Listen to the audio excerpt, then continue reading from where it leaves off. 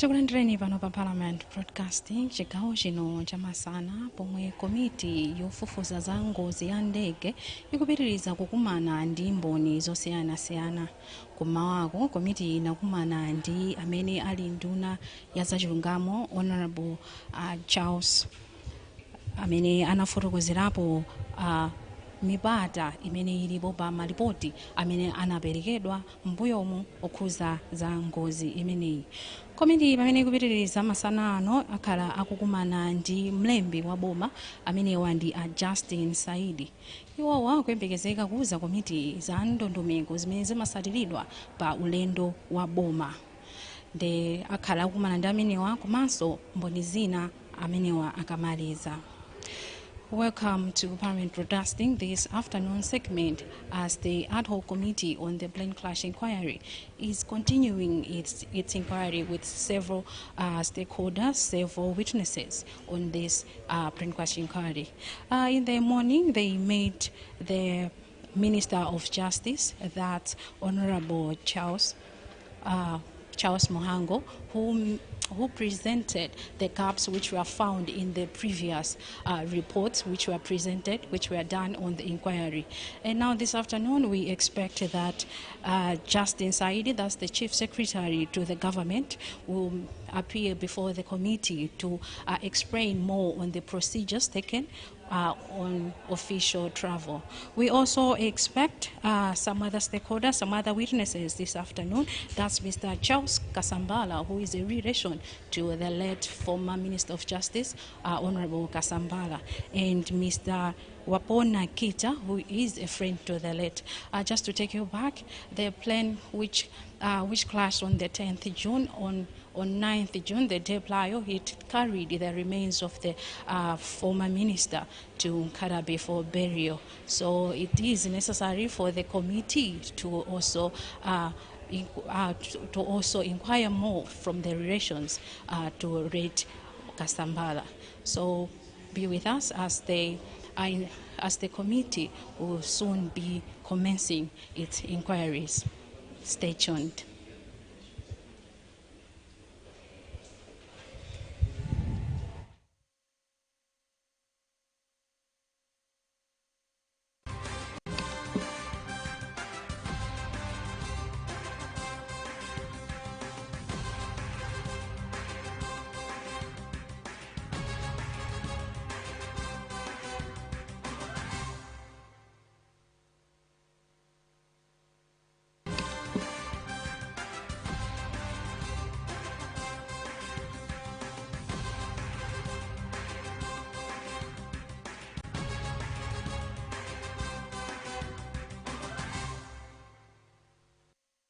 Chairperson, honorable members, before you is Dr. Justin Saidi, the Chief Secretary.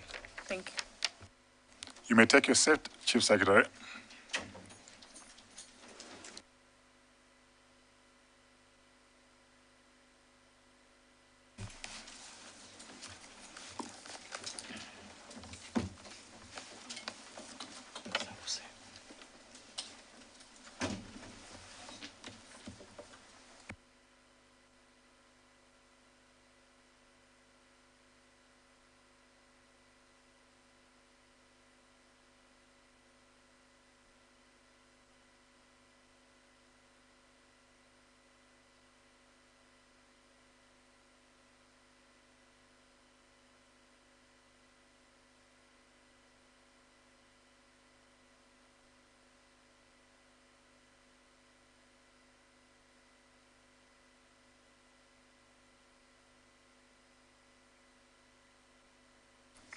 You are most welcome, Chief Secretary, to this hearing of the Parliamentary Ad Hoc Committee, which is inquiring on the tragic accident that claimed lives of the former Vice President and 8 others on 10th of June, 2024 at Ntungwa. But before we go any further, we would like you to get to know who is available in this room. We have members of the ad hoc committee that was established by Parliament, and we have members of the Secretariat. So I will start with the members of the ad hoc committee on my right-hand side, far end. Thank you, Chair. Good afternoon. My name is Beatrice Mware. I'm Member of Parliament for Kasongo North. Thank you, Chair. Honorable Chair, I am George Jefferson Katspatige, MP for the Wakasangat's constituency, and I'm also a member of this committee. Chairperson, I'm Ismail Nkumba, the MP for Blantyre seat in Durande Mabada Nyambadu constituency, and I'm a member of this ad hoc committee. Thank you. Good afternoon, Chair. My name is Mpatso Jones Boti. I'm a member of Parliament for Lilongwe Mude constituency. Thank you. Good afternoon, Chair. My name is Felix Njawala, Member of Parliament, Blantyre, Mwanza Central constituency. Thank you.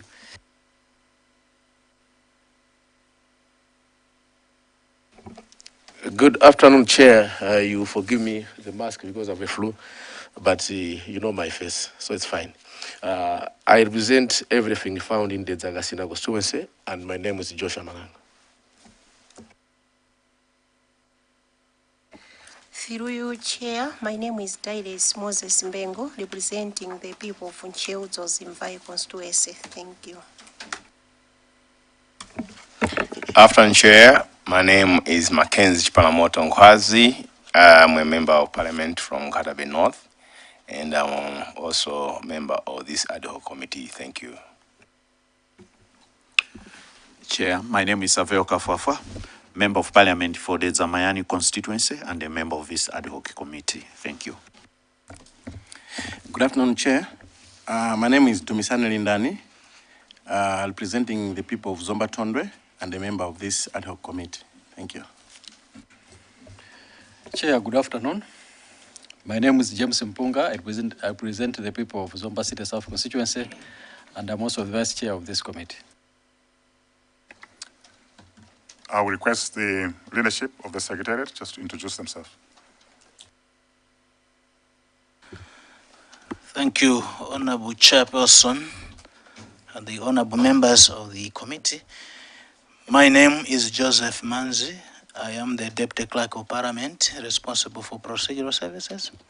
And indeed, I am leading the Secretariat that is supporting this committee in this inquiry.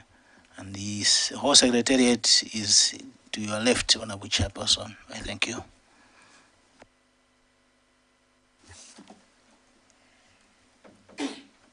Our distinguished guest, the Chief Secretary, once again, you are most welcome.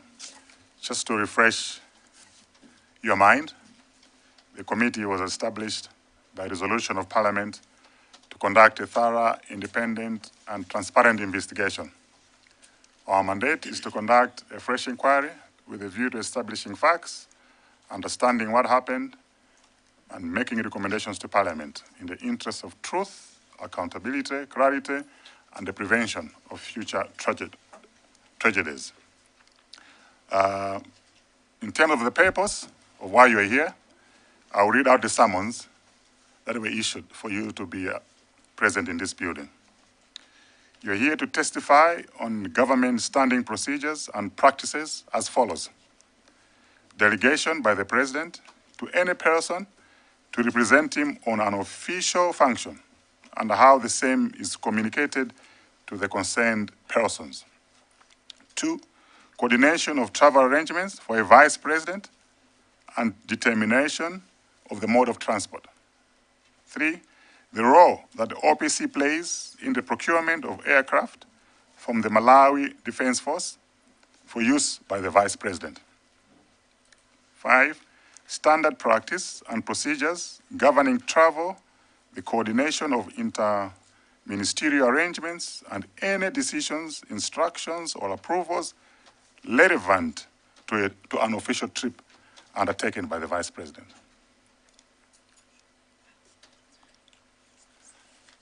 These hearings will be conducted in accordance with the standing orders of Parliament and the laws of Malawi. Committee members will ask questions to witnesses who are obliged to respond accordingly. I remind you that you are protected by Parliament for the evidence you're going to give here in good faith. You'll be asked to take an oath soon, and you'll be required to answer questions truthfully and fully, So may I request, Secretariat, that an oath is administered to the Chief Justice if it pleases him. So to the Chief Secretary if it pleases him.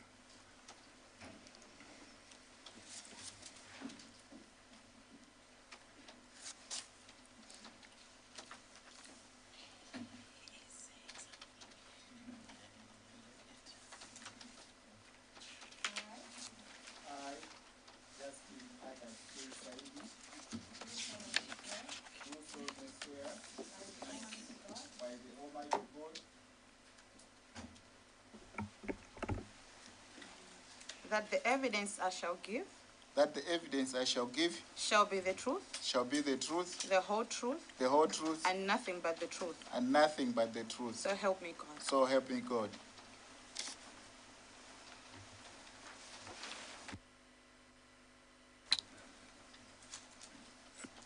Chief Secretary, you may proceed to respond to the summons that were issued to you. Based on your presentation and explanation, members may decide to ask follow-up questions. I give the floor to you to respond. Thank you. Thank you, Honorable Chairperson of the committee and the honorable members. Good afternoon. I stand before you today in response to the summons issued on my office under Section 9 of the National Assembly Powers and Privileges Act. I welcome this opportunity to provide a clear context regarding government standing procedures, operational practices, and the tragic events surrounding the Chikangawa plane crash on 10th June 2024. Honorable Chairperson and honorable members of the committee, my intention today is to provide the honorable committee with absolute clarity on how presidential delegations, travel coordination, and asset procurement are handled at the highest levels of government, and to detail the precise logistical realities of that fateful day. 1. On presidential delegation and communication. Honorable Chairperson, let me begin by clarifying the government standing procedures and practices on how His Excellency the President delegates an individual to represent him at official function and how the same is communicated to the concerned persons. These processes are generally follow distinct operational approaches. 1, we have the structured OPC memorandum approach. When a national event requires presidential representation, the Office of the President and Cabinet OPC, through the Chief Secretary, deploys a memorandum to His Excellency the President. The memorandum informs him of the forthcoming function and respectively requests subject to his schedule whether it pleases him to attend as guest of honor. If prior commitments prevent him his personal attendance, the President nominates a suitable representative, ordinarily either the Vice President or a Cabinet Minister. Following this guide, the OPC prepares and dispatches a formal communication or letter to the designated individual, officially instructing them of the assignment and explaining the nature, purpose, and expectation of the role. If the representative is expected to present a gift or a condolence, the OPC organizes and hands it over to the individual. The direct line ministry approach. Alternatively, a ministry, department, or agency, MDA, through its responsible minister, may communicate directly with the President by formally requesting him to preside over an official function within his mandate. If this schedule does not permit personal attendance, the President may accept the invitation and designate either the Vice President or the responsible line minister to represent him. Under this approach, the correspondence is primarily direct between the state residents and the ministry. The OPC is not an active intermediary and may only be copied for information purposes. On travel coordination for the Vice President. Honorable members, regarding the coordination of travel arrangements for a vice president and the determination of their mode of transport. I wish to make it clear that the coordination and facilitation of travel arrangements for the vice president, encompassing both local and international trips, fall solely within the mandate and administrative jurisdiction of the Office of the Vice President, OVP, through the Secretary to the Vice President, and this process is managed strictly by the Secretary, who engages and consults directly with the Vice President. The Vice President personally determines and provides guidance on the preferred mode of transport for any given trip. I must emphasize to this committee that the OPC and the Chief Secretary are entirely excluded from these operational decisions and play no role in determining the mode of transport. On procurement of aircraft from the Malawi Defense Force.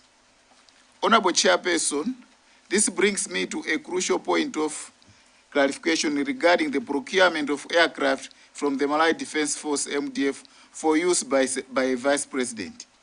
Let me state categorically that the OPC does not play an active role in the procurement or allocation of military aircraft by the MDF, and our role in these arrangements is largely passive. Standard operating practices establish two primary pathways for asset requisition. One, formal presidential authorization. The Office of the Vice President is expected to submit a formal written request to the OPC seeking the approval and authorization of the President, who serves as the Commander-in-Chief of the MDF. This request must detail the purpose of the travel and provide a justification for military air transport. Upon receipt, the OPC presents the request to the President, and his subsequent consideration and approval are formally communicated back to the Office of the Vice President and the MDF through official channels. Direct Office of the Vice President and MDF liaison. In practice and operational reality, the Secretary to the Vice President frequently communicates directly with the Chief of Defense on matters relating to the provision and deployment of a military aircraft for official travel. The Chief of Defense then follows the military's own relevant internal procedures to release the asset. While the OPC may be copied for information purposes, it has no visibility, oversight, or active operational role in this specific direct line of communication.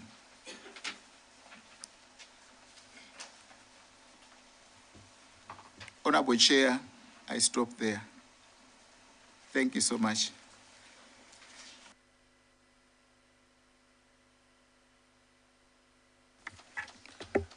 That was straight to the point. Members, we heard for ourselves the protocol, the procedures and processes that are used by the Vice President in soliciting support, whether it's acquisition of assets or procurement of travel to any other destination. So I would like members to make any comments if they want to seek further clarification or follow up based on the presentation that has been made. I will recognize any hands if they're available. We start with Dezamayani, and then Lilongwe, and then Kasungu North.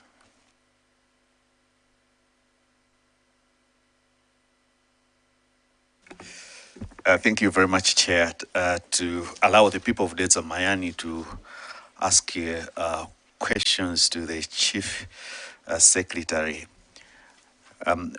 Honorable Chairperson, I am much more interested with the symbols that MDF uses, and in regard also to the plane. I was very young during the days of Dr. Hastings Kamzubanda, but I was privileged at one time, I think around 1992, to see when he was coming on a helicopter. And the only way we knew by that time that it was Dr. Kamzubanda in that airplane or in that helicopter was a symbol of a lion printed on that airplane. So I do also understand that the MDF, they mostly uses that symbol so much because if my memory serves me right, it is a symbol of the commander-in-chief or a symbol of command. So I would like to know clearly how the MDF aircraft are categorized such that according to the practice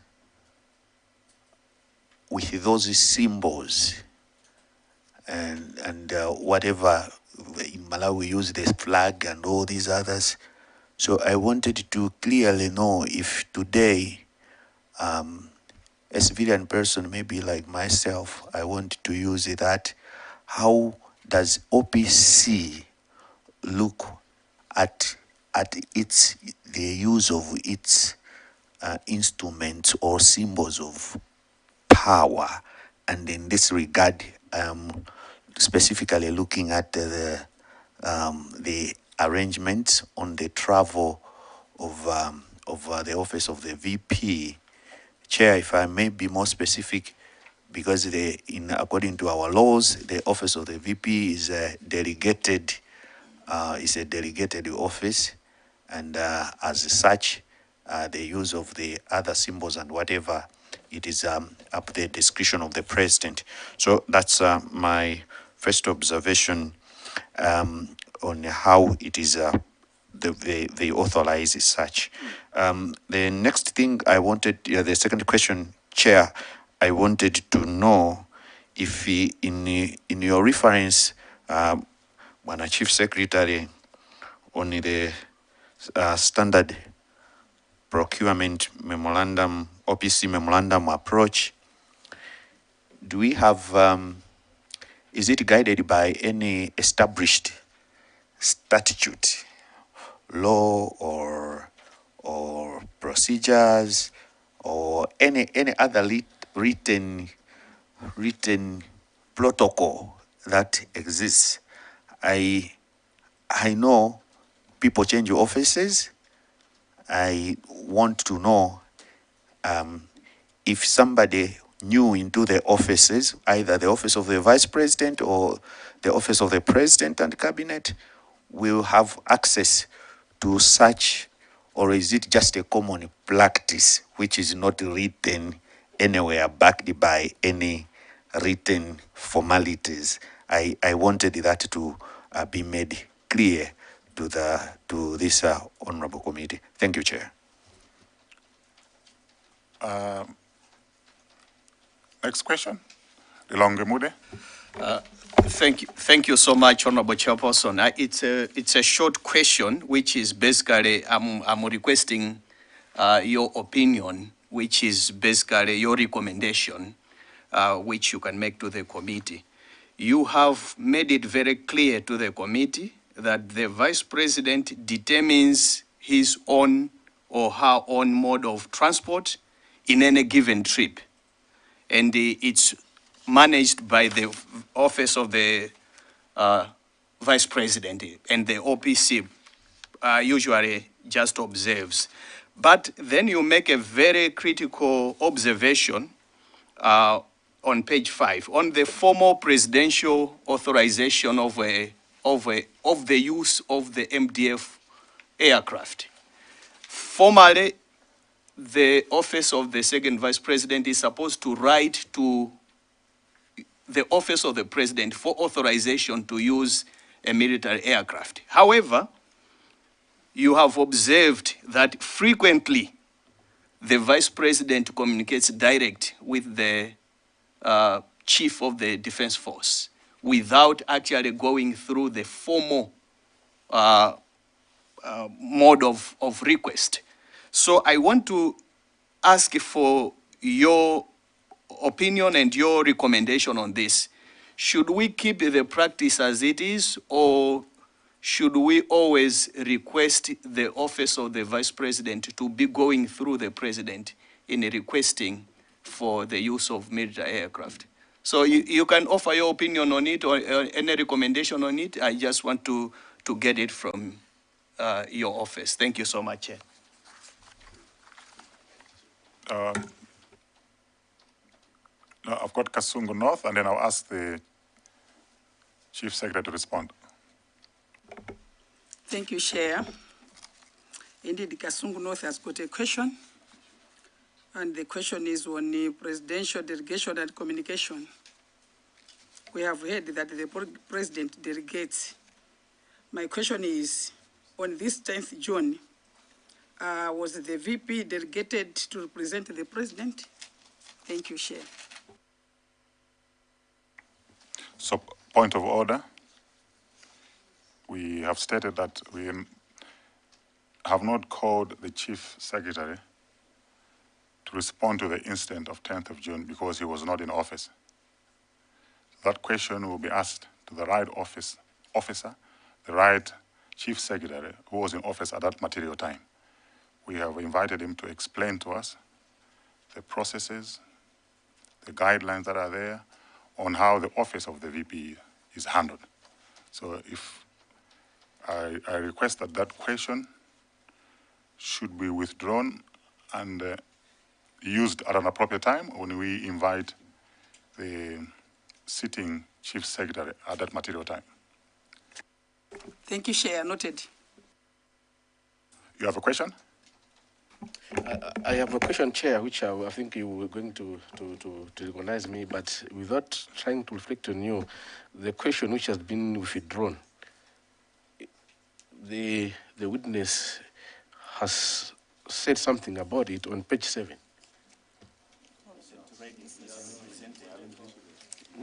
He didn't make a presentation there because the scope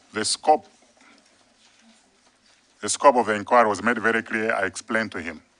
The scope was made very clear, so he limited himself to the scope of the inquiry based on the summons that he received. May I request the Chief Secretary to respond to the 2 sets of questions that were asked by Lilongwe Moody, right? Yeah. Thank you, Honorable Chairperson and Honorable members. The first question from Dezamaya, that was from Dezamayan, on issues of symbols of the aircraft. That can be best handled by the defense. Was it a symbol for defense? And they know what its symbol represents. Therefore, I leave it to defense to handle that one. I'm not a competent authority to talk about symbols in the army. Secondly, on the issue of the memos from the Chief Secretary. He's Chief Secretary to the President and Cabinet. Therefore, there are times when issues pass through his office. And as a messenger, he refers those issues to the President for the President to make a determination. And if the determination is made, whether you do the activity or you delegate somebody, that response goes back to the Chief Secretary, who then writes the relevant person who has been appointed to do the work. It's more or less like a messenger. From Lilongwe Mude,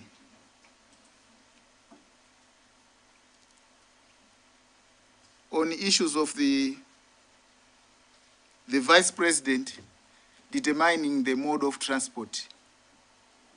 The Vice President normally has liberty, depending on the distance and whatever you can determine to say, this is a short distance, this is a long distance, I may require this kind of transportation. But it is not OPC that gives an okay. It has to be the President giving an okay, because the VP is in the presidency.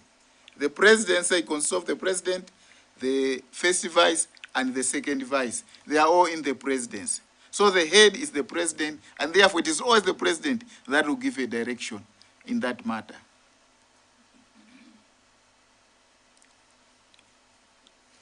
Thank you, Chairperson. Zomba Tonde, you have the floor. Chair. You still have the floor? Yes, Chair, my substantive question was not responded to because I was seeking his recommendation. Because from the presentation that the Chief Secretary has given us, there is a formal way of requesting transportation from military aircraft. And then there is a operational and practice reality where the Office of the Vice President communicates direct with the Defense Force to provide the aircraft. So it looks like we have a formal way, and then we have an informal way, which is kind of acceptable. So I wanted to request the Chief Secretary to give his opinion, whether we should proceed in this manner as it is being done, or this can kind of bring some confusion, which this committee should know and make recommendations, because at the end of it, we have to make recommendations to government on such issues. So I was requesting for that opinion. Thank you, Chair. Yes, there's a Sina. Thank you so much, Chair. I wanted to supplement, that's why I had raised the hand then. I wanted to supplement Longemude on that one. Hearing the Chief Secretary saying, and I like the honesty in saying the presidency includes the president, the first vice president, and the second vice president as the situation is now. It means they are working in one office under delegated functions, which you are the secretary. As a messenger, you have rightly reported, a messenger to the president. What's the best practice? What do you think is the best practice when it comes to the issues of the accepted means of transport, or air travel or anything, for the president, the vice presidency, and even cabinet ministers? Do you feel we should continue using the informal way, or if there should be a formal way? In your own opinion, what's the best practice? So can we exhaust that question? Chief Secretary, the members are asking for any recommendations, your opinion on any reforms, if you deem necessary, that you would envisage. Honorable Chairperson and honorable members, my role is to give you facts on what happens. Yes, we can have communication from the OPC, we can have communication from the VP to the President, we can have communication from the VP straight to the President, which is, all those modes are there, but it depends on the gravity of the issue. I'm not here to give an opinion, just to state facts as they are. I'll be wrong to say, no, my opinion should have been this and that. That's not what I've been called for here, Honorable Chair. Chair, I'm at pains. I got you right when you said you're a messenger in the office of the presidency. And you said the presidency includes the vice president. Because even the secretary to the office of the vice president reports to you as the chief secretary. You are the chief of all secretaries in government. What's the best practice when the VIPs are traveling, the president, vice president, in relating to issues of air transportation? The best practice is to use the informal way or the formal way? It's not about your opinion, but the best practice in civil service. So the Chief Secretary has answered that he prefers a dual process. He doesn't want the process to be limited or restricted. He's proposing flexibility depending on the nature of the trip or the nature of the assignment that is there. That's what he has stated. So I don't know whether we want him to comment further than that, but you are at liberty, Chief Secretary, to respond to the question. Thank you, Honorable Chairperson, Honorable members. As I said, these three ways, they are normally used, and depending on the nature. Now, whenever a VP writes a memo to the president, that memo is not copied to OPC. It is a direct communication and is treated as such. The response also goes straight to the VP. Therefore, I can't say this is the best, but depends on the situation. Thank you. Follow-up question, Zomba Tondwe, then we go to Blanta Malabada, Dirande, and then Dowa Kasangazi, in that order. Thank you so much, Chair. No, when I was going through the presentation, Chair, just to agree with my colleagues, the SPC has mentioned that the office of the Vice President is expected to submit a formal request, indicating something like what he's just said, that it's not always that that formal, it's not confirming that it's always formal. But my concern and my question rather to the Chief Secretary is, through the chair, if you'd confirm that sometimes this communication, because in this particular case, there's reference to the president's approval, my assumption is that because he's the commander-in-chief of the Malawi Army. So I wanted your confirmation if sometimes this communication is done verbally without formal communication, just a confirmation. Thank you, Chair. Blanta Malabada. Thank you very much, Honorable Chair. As I proceed, may I also make the declaration that Dr. Justin Saidi and myself worked in the same office when he was serving as a PS, and I was Deputy Minister of Education, Science and Technology. My question is on the presidential delegation and communication. I would like to find out if there are any written laws governing the practice of delegation, and if the office of the Vice President and the Vice President himself is at liberty to decline such a delegation. Thank you. Dowa Kasangazi. Thank you very much, Chair, for giving the people of Dowa Kasangazi a chance to ask the SPC here a chance to ask questions. My question is related to Blanta Malabada. I would like to find out if generally the standing procedures and practices are documented. Do we have written regulations for these standing procedures and practices? Thank you very much.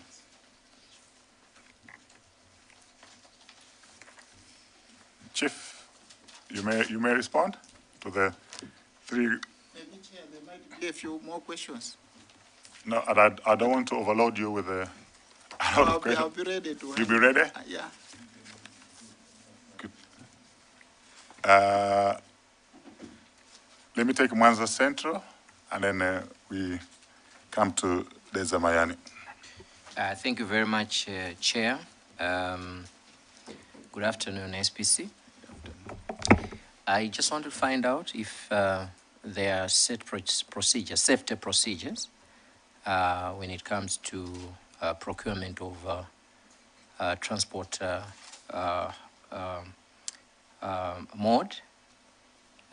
transport equipment for a VVIP. Are there any set procedures in the Office of President and Cabinet that are followed? Thank you. Deza Mayani. Thank you very much, Chair. I just wanted to understand if there are incidents whereby the Vice President or the second Vice President might go on a trip without the President knowing, or the office of the OPC knowing that the VP or the second VP has gone on a certain trip. I wondered if you can specifically refer to private trips, whereby I mean attending a church function, attending a funeral, or in particular, something to do with the official duties. For example, sometimes the vice president might be combining with a ministerial position in other instances. So can the VP go somewhere in whatever capacity, either on a private trip or on official duties, without the office of the president himself knowing about that trip? Thank you, Chair.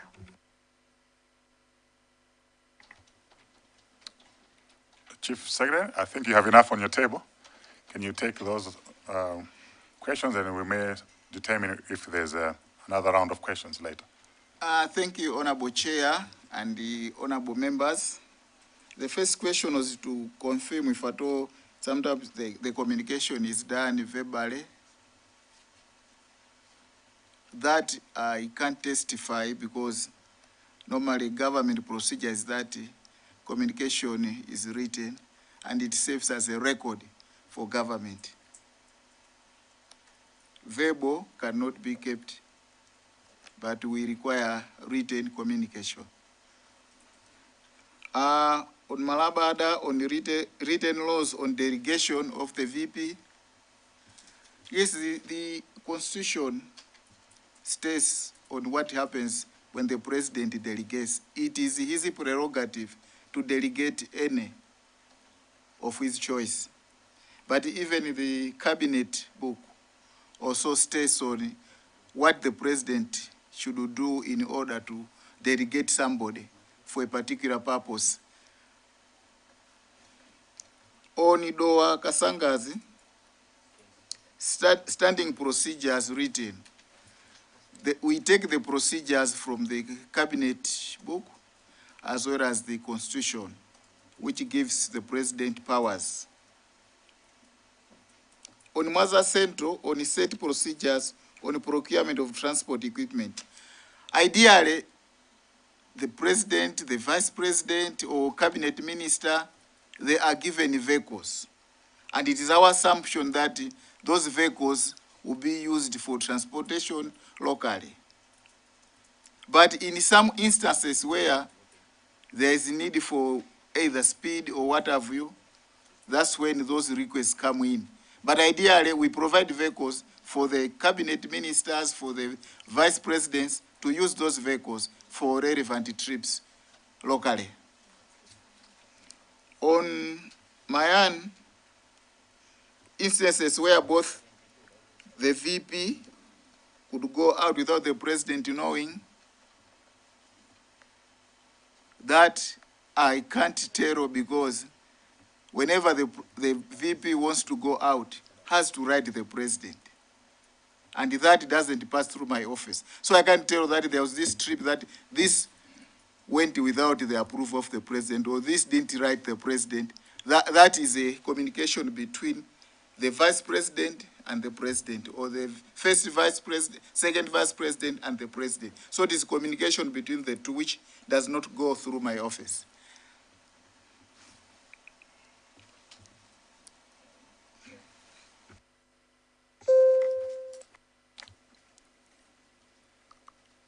Mwanza Central, Longemudi, then Doa Kasangazi, in that order. Yeah, thank you very much, Chair. Just to repeat my question, SPC, I was looking at the safety procedures.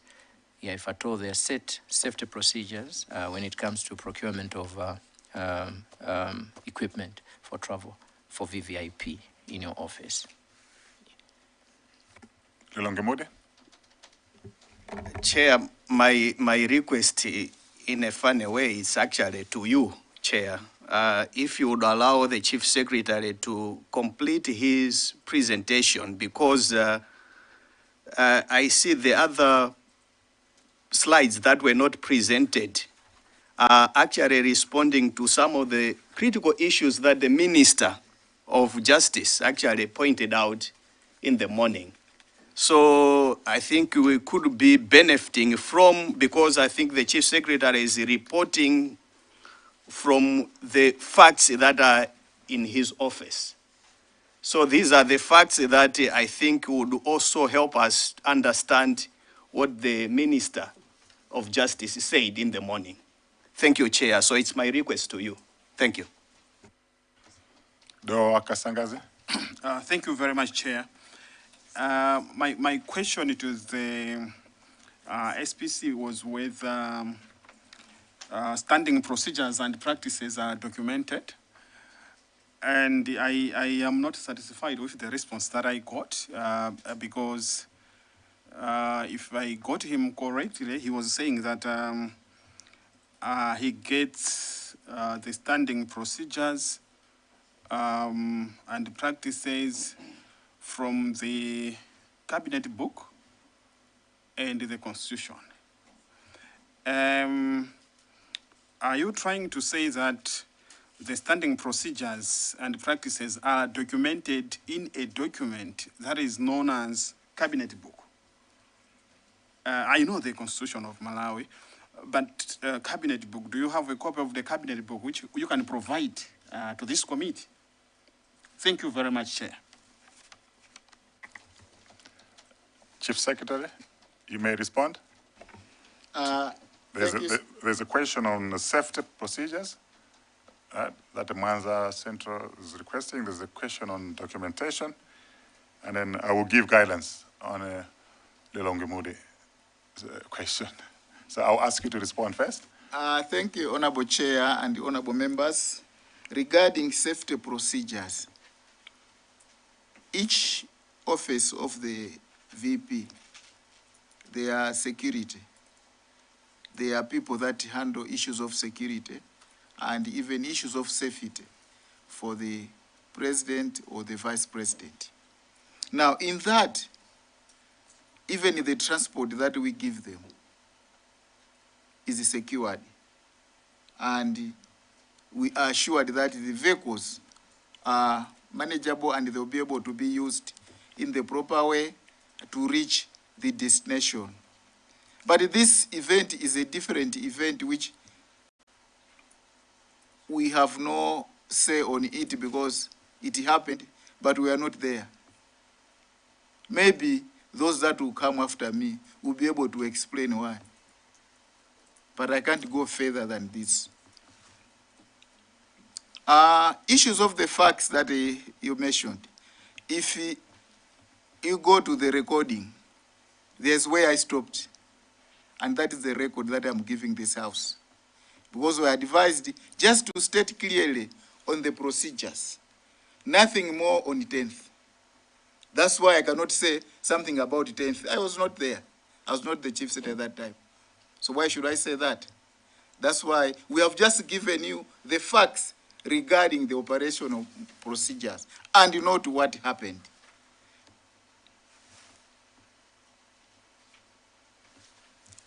Thank you, Chair. Kasena. I know you're going to make a ruling on what Longemudi said, but I wanted to ask the witness, the Chief Secretary, are you the one who submitted this documentation, this presentation?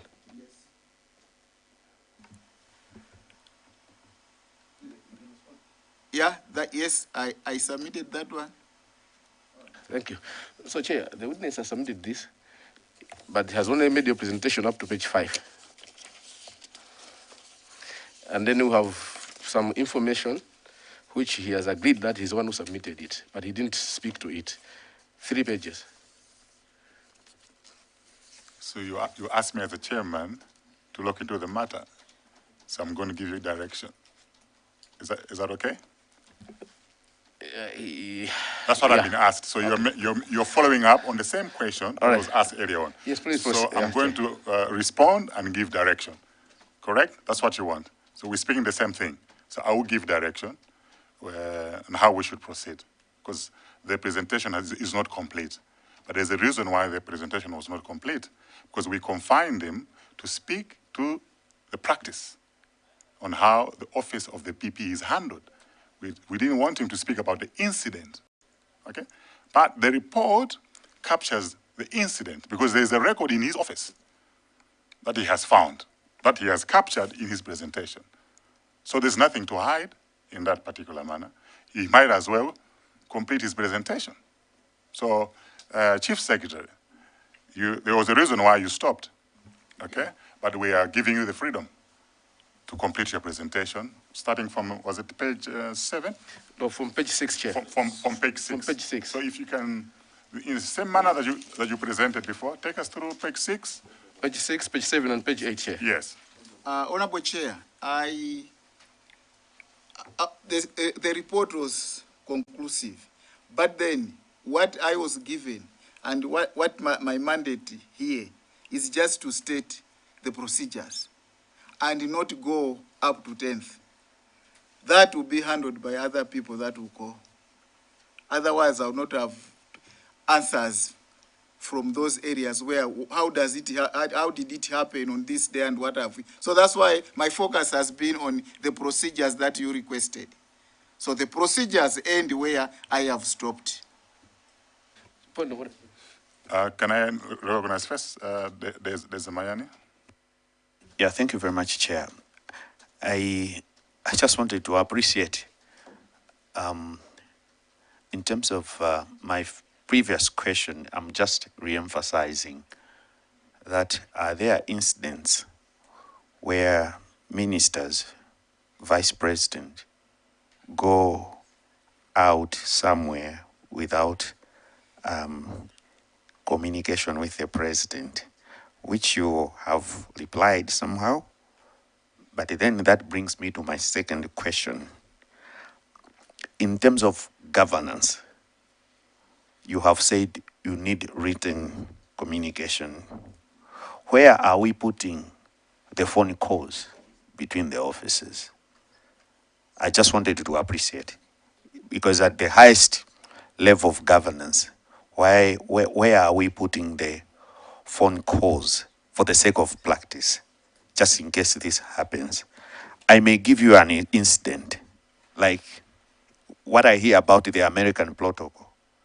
Almost each and every call for official purposes, there are specific phone numbers for official calls amongst the government institutions.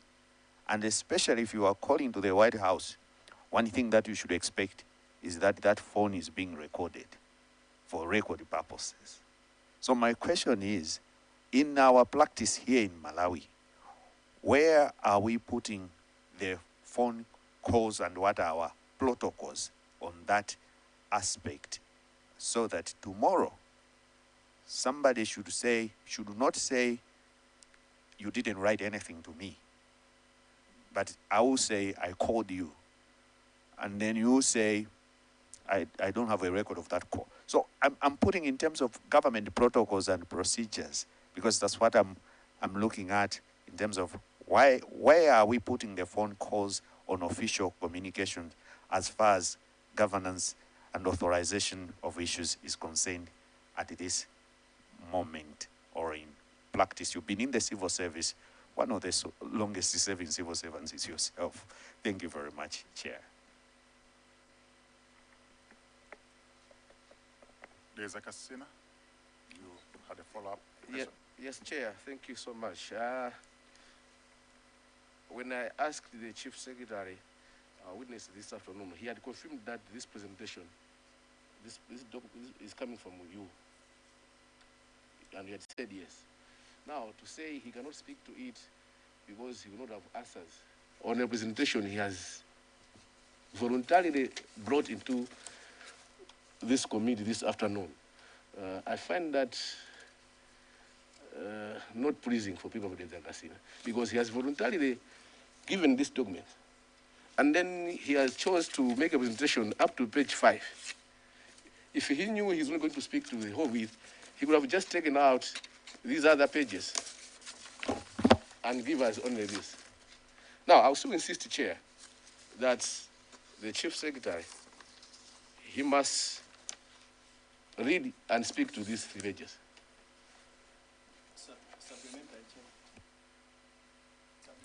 Yes, Lelangamude, is it on the same issue? Yes, supplementary chair. I believe the chief secretary got the summons from Parliament on what he will present here.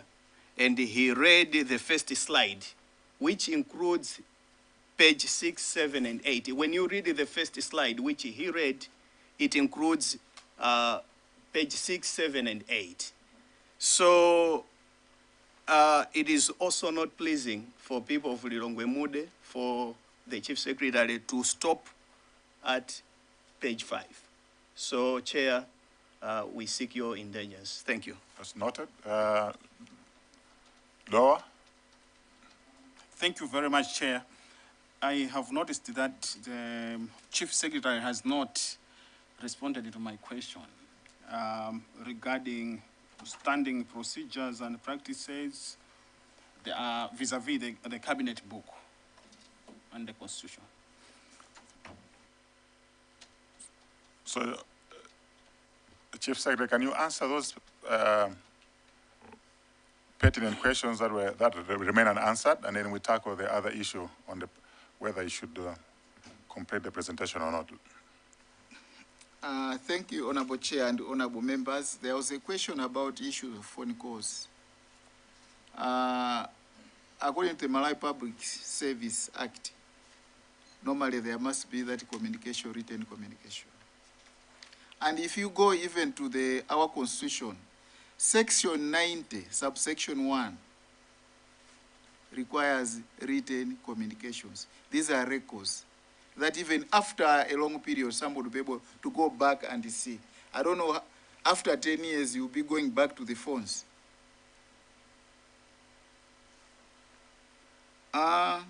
On speaking to the other areas, according to the summons, I've stopped where the summons end. The other one just maybe an addition. According to the summons I got, unless a new summon that I also attempt to say what happened on 10th, which is not under my jurisdiction. Can we address this matter? Chief Secretary, are you telling us that you're withdrawing presentation 7, 8, and 9? Can you confirm? I confirm. I've just read what is within the summons. So, no, I have the floor. So I want you to confirm that you're not going to proceed, but you're going to withdraw 7, 8, and 9 because you're not going to talk about it. Yes, Chair. Or not? I'm not going to talk about it. So can we proceed in that manner? He has a prerogative to respond to any questions according to the standing orders we have, or not. He is not keen to complete the presentation for his own reasons that he has explained. And there's so much that we can do. We cannot force him to do something that he's not prepared to do. Okay? So it will be pointless, trying to force him to complete a presentation that he's not prepared to make. Chair, I respect your decision, and I respect the decision of the Chief Secretary not to speak to it, but I want to put it on record that page 6, 7, and 8 actually would have helped this committee and the Malawian people to compare what was said in the morning by the Minister of Justice and what the Chief Secretary could have told the committee and the Malawian people. So I want to put that on record, Chair, that it is very disappointing for the people of Lilongwe because they could have heard from the person who is manning the office of the President and Cabinet on what happened, because this is information that is in his office, not something that he just from nowhere took it from. So, Chair, this is a disappointment that we have. Thank you. Point noted. Can I get Mwanza Central? Thank you very much, Chair. I also read page 6, 7, and 8. I don't want people out there to have an impression that the information here is probably different from what the Honorable Minister gave us in the afternoon. to me, the narration is the same, and it is a fact, because I've read also 6, 7, and 8. The only difference is that what we have here is detailed. Yeah, probably the minister just gave us a synopsis of what the whole issue, appeared in the report. So, because I think with maybe the way we are proceeding out there, people might think that there is something different, but for me, I see the very same information. Maybe just page 7 has an additional second and third paragraph, just additional information, yeah, but talking about the very same thing. Thank you, Chair.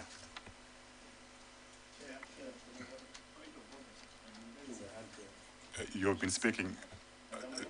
No. I have other members to recognize. It's not only you. But I'm the chairman. So you will go by what I'm going to say, not what you want. All right. So can I start with the Lilonge Moody? Chair, thank you so much for giving me the floor. My point of order is from what Mwanza Central has said. Because if you read one of the slides there, it's quite different to what was said. And for Mwanza Central to claim that it's not different, it's an anomaly. We can read it if you give us a permission, not the Chief Secretary to say, but to read it, we can read it. If Point of order, it's Chair. different. Point Thank of you, order. Chair. Point of order. Yes, Zomba Tondo. Chair, thank you so much. I think we are discussing something that has not been presented, and I think if we are to be fair, even ourselves as a committee, we know what we asked the Chief Secretary to say, and it's exactly what is presented. So I think, through you, Chair, I think it's not fair for us to be discussing something outside our scope, outside the SPC's scope at this point in time. I would therefore like us to, in the interest of time, to stick to the presentation, which covers all our concerns and requests as we move forward. Thank you so much, Chair. Yes, Akasena. Thank you so much, Chair. I will not, as someone who respects standing orders, Chair, I will not reflect on your ruling, which you have directed that we take out these the 3 slides. But I had a different opinion because in my question, before anything else, I had asked him to confirm that he's the one who presented this presentation, which he agreed it's him, and he did agree that he's the one of the whole document. Now, if we were saying no, he had to end on page 5 based on the summon, my best view was allow him, as he has submitted this document, without withdrawing it. If you want him to come and speak about these 3 slides, a fresh summons this committee can have. He come and speak to these 3 slides. But to completely withdrawing them out, when he had confirmed in my first question that he's the one who has presented this, to me, I find it maybe against our own standing orders, against the whole essence of this. So to me, I would ask you, Chair, he must not withdraw it, because in my question, it's on record, he has said, yes, he's the one of this whole presentation. So if we say he cannot speak to these 3 slides, let's give him a fresh summons. We have more days. He can come back and speak to these 3, because I have questions to these 3 slides.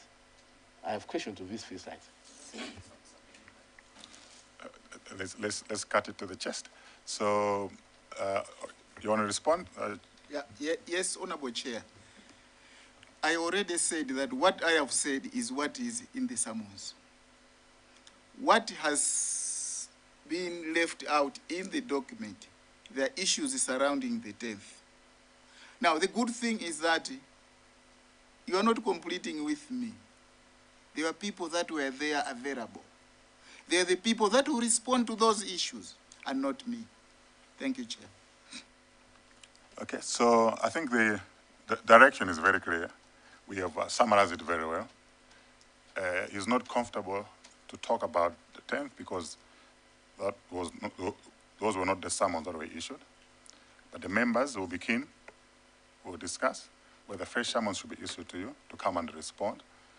If you're not able to respond at that time, you also explain why you're not able to respond. But at this stage, we restrict ourselves to the summons.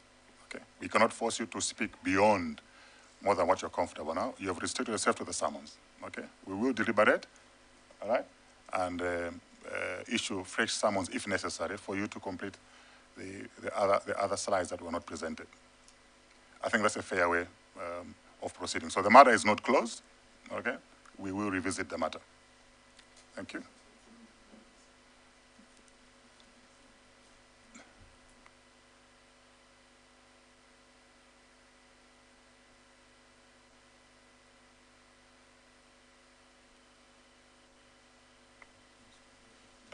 So can we conclude? There's Mayani, yeah? Thank you very much, Chair. Thank you for the direction that you have provided. Mine is just a procedure issue, and in terms of the offices, I just wanted the Chief Secretary to confirm to this committee, do you have in your office any records regarding the events on the 10th of June? Any records in your office, despite that you were not there, but files sometimes still remain there. I just wanted to learn that, Chair. Thank you very much. Chief, you may respond. Maybe let's take a last question from Dowa Kasangazi. Thank you very much, Chair. I don't know why the Chief Secretary is skipping my question. It still has not been responded to. So there's a question, lingering question on documentation of procedures that needs attention, needs your response, and then the other question that has been raised here by Zamayani. Thank you, Honorable Chairperson and the Honorable Members. I think regarding your question on the procedures, I did indicate that we do have procedures. And those procedures are found in the Cabinet Handbook as well as found in the Constitution of the Republic of Malawi on issues of delegation. But we do not have separate ones, or as to say, no, when an event of this nature happens, we will do this. No. They are general procedures, not specific to say, if the VP wants to hire a plane, what should we do? But we just follow the protocol that if the VP wants something from the president, that VP can write it directly to the president. That VP can pass to the office of the Chief Secretary, and the Chief Secretary will write the president. Those are the procedures. On records regarding this issue, I've never seen them since I attend my position. I've never seen those documents. Save for I think is it the report of the previous commissions? Thank you, Chair, Honorable Chair. There's a casino. Yeah, there's a casino. Chair, the Chief Secretary should put it on record. He's my very good friend. We play together football. I pass him balls to score. But he's a man of his word and integrity. To say he has not, maybe because we have taken out these slides, let me not comment. Because in these slides, he has put on record that in his office they have some formal documents regarding the 10, not the inquiry. So to say no, there's nothing, maybe because we have kept them for another summons, but he has written them. If you go on page 7, informally on your own there, you see he has put on record. I thought we had closed this matter. Chair, I think we can... Because he has made it very clear. Colleagues, yes. It is his right to withdraw something he has not presented. and he has said he's withdrawing what he has not presented. And we have agreed as members, okay, that if we need to issue fresh summons on what has not been presented, we will issue fresh summons. So I don't know, we should not go back and forth on something that we will take action in any case. Okay? At this stage, we leave the conversation restricted to the summons, where he's comfortable with. But it's not the end of the story. Thank you very much. Chair, much obliged, and we'll follow your concluding. But that's why my plea, which you haven't yet ruled, was that can we not withdraw it? Let's keep it on record, as he had confirmed that this presentation is coming from him. Because the next summons, he will come with a different presentation, not this one. How are we going to compare that he has changed the presentation? Next summons to who? Okay. I see, Chair, that what I have said, and it has been recorded, is what is in me. Thank you. Thank you very much for that robust conversation, controversial as well. But we appreciate the clarifications you've made with regard to how the office of the VP is handled. Okay, you made it very clear. Made it very clear that it is independent and, you know, and has a direct way of managing processes, particularly with MDF. So there will be follow-up questions on events surrounding 10th of June. You may have a report in the office. Members may want you to come and make a presentation because we're trying to pursue the former SPC to come and testify here. And in the event that we are not successful, we may be looking at you to, you know, maybe provide information based on what was reported at that time. All right? So we appreciate your time, Chief Secretary. You may want to make your closing remarks, and then you can take leave. Thank you, Honorable Chair, honorable members. This is all what I had for this committee. Should you need me more, I can come, but the good thing is that I have preempted what is supposed to be done. But now the rest follows. However, we are managing the rest of the, whether the VP's office or the OPC, those will be in a position to talk more of issues of 10th June. Thank you, Honorable Chair. Thank you very much. You may take leave.